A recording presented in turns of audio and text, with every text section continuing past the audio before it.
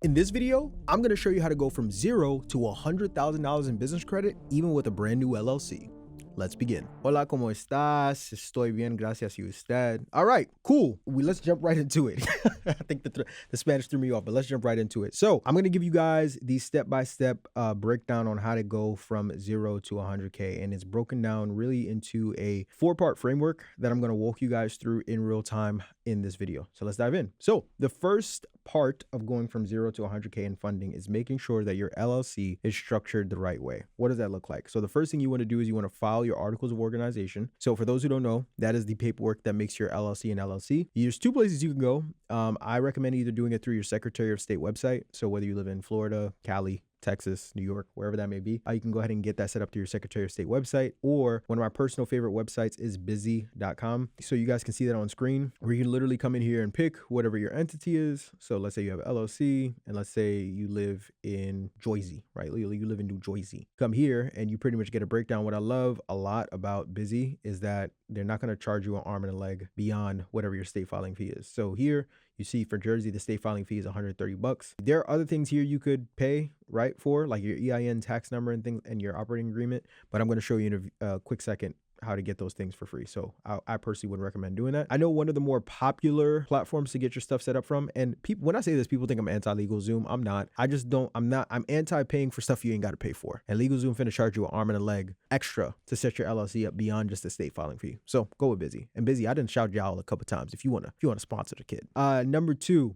You want to get your business address. So the big 3 that I typically recommend is anytimemailbox.com. Very popular one where you can literally get a business address for $10 a month. Regis is a little bit more expensive, but they provide like legitimate addresses that you can use for a business. So that's a good one too. And the last one is Opus. Opus Virtual Offices. My apologies on that. So Opus was great thing about Opus Virtual Offices is the monthly payments that you make towards your office here can actually go towards building business credit. So little gem for you guys. Either of these 3 is fine. I don't really have any one that I specifically would recommend. You kind of can just do your research into the 3 and see which one best fits you and your business's needs, but you have that there. And the reason why you want to make sure you have a business address set up is because remember, your business information is public information. So you never want to link your personal address to your business address because that could be a conflict of interest. You also want to make sure whatever address you select, be mindful of the fact that it's going to be used on your articles of organization, your EIN, bank account, website, all your business paperwork. So once again, be very careful with which of these providers you choose, and also of course which address you ultimately end up going with. Next, you want to set up your phone, email, and website. So that's very simple. You can get your phone from Google Voice. It costs you about $9. Email, Google Workspace, and then your website, you can get a freelancer on like Fiverr or Upwork. And you also want to get your EIN. So you can go to the irs.gov website. It's absolutely free. It takes no more than 3 to 5 minutes to fill out. And your operating agreement. So remember how before I was saying you can go through Busy and they'll charge you like $99 for your operating agreement. You could also go to rocketlawyer.com, get a free trial. Use it for 7 days. Use one of their operating agreement templates, plug your information in there. Now you have your operating agreement. Keep it tucked away in like a manila folder somewhere in your office and you're good to go. And you follow this exact framework and that's everything you need to structure your business to start going from 0 to 100K. Next is your personal credit. So the personal credit, very simple, very straightforward. You want to make sure that you have 100% on-time payment history for all the accounts on your report. You want to make sure you have under 10% utilization. Now, when I say utilization, I'm referring to your revolving credit. So any credit cards you have on your credit report should never show more than a 10% balance on them. That's not to say you can't use more than 10% of the card, but what you want to do is you want to figure out the statement date for that card, make sure that your balance on there is below 10% when that statement date comes, so that that's always reflecting on your report and your utilization is boosting your score up. Very important.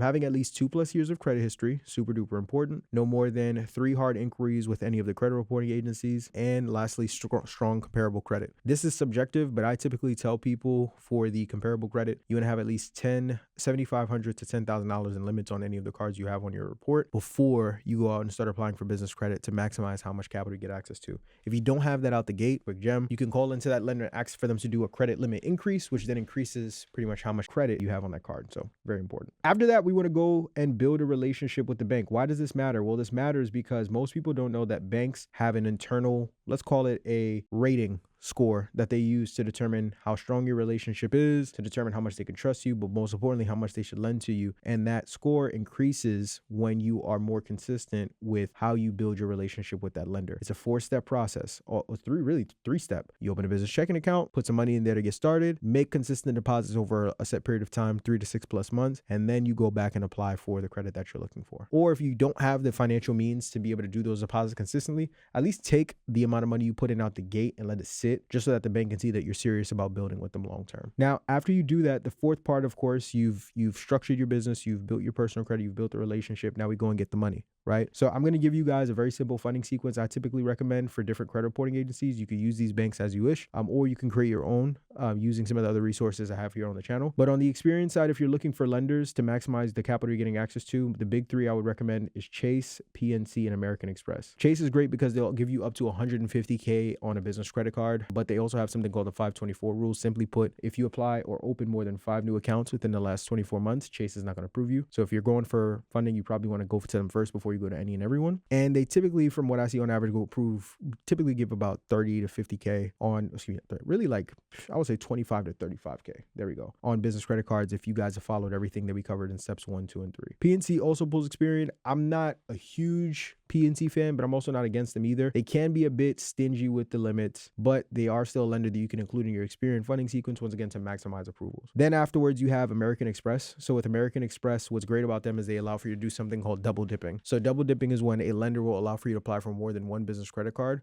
product under one inquiry. So at American Express, once upon a time, I don't know if this is still the case right now, but American Express used to allow you to apply for literally like 8 credit cards under one inquiry. And that's how people were going crazy when it came to putting together all these insane funding sequences. I think they've since patched that. I may be wrong on that, so don't quote me on it, but I know for sure you could get at least 2 business credit cards with them under the same inquiry, which is very, very good. And they offer pretty decent limits depending on how good your comparable credit is. On the TransUnion side, my big 3 over here is going to be BMO Bank, US Bank, and Ameris Bank. So US Bank and Ameris Bank, what's funny is they have the same underwriter called Elon Financial. Now, what does that mean? That means that on the back end, after you submit an application, the same individuals or the same team that reviews your application to determine if they approve you and how much you get approved for US Bank is the same exact team for Ameris. So when you apply for credit with both individually, it's almost like you're going to the same bank twice, which once again may not sound ideal, but to maximize how much capital we're getting on the TransUnion side, there aren't really too many other TransUnion-based banks that I personally would recommend outside of these two. So I kind of am willing to take the hit that comes along with the same underwriter situation, because I know that these are the 2 lenders, from my experience, that help to maximize how much capital we get access to. BMO Bank is another one. I don't bank with them too heavily, but I know they do offer approvals between, once again, anywhere between like 15K to 20K, and they're not Elon Financial backed, right? So you're actually going to a separate bank compared to when you went to US Bank and when you went to Ameris Bank. And then on the Ameris side, in terms of the kind of limits that you'll get, it'll vary usually anywhere between like 8K on the low end to like 10 to 50K on the high end. US Bank, more or less the same prop, sometimes a little bit lower. They are, even though they have a similar underwriter, from my experience, US Bank is a little bit more tight-fisted when it comes to how they give out the capital, but still, once again, a bank that we want to prioritize. And lastly, we want to go to Equifax. So my top 2 is going to be Citizens, which offers up to a 50K line of credit on the business side, which is absolutely spectacular. Of course, they offer business credit cards too, but then you have Truist, right? So Truist, similar to American Express, has a double dip structure where you can get up to 2 business credit cards for up to 25K across both cards, which is very great. Once again, maximizing opportunity, maximizing the amount of products we're able to collect, all while keeping the amount of inquiries we're getting along the way low, which is super duper important. In terms of the mistakes that you can make along this process that can ruin your funding, the first one being when you apply online instead of in branch. The exception to this is banks like Ameris and US Bank, because they are very, like they're not available in every city and state across the country, so it may be difficult. So if you, once again, if you're in a situation where you want to work with a lender, but you have no choice to apply online, hey, so be it. But if you can go in branch, like sit down with a relationship manager, it's better because they will push your application directly to the underwriter, which will result in you getting approved faster and getting approved potentially for a larger limit. Other common ones, so never having too many inquiries on your credit report is huge, right? No more than 2 to 4 inquiries on any report. If you have weak person limits, so I said 7,500 to 10K, but if all your limits are between 1 and 2K,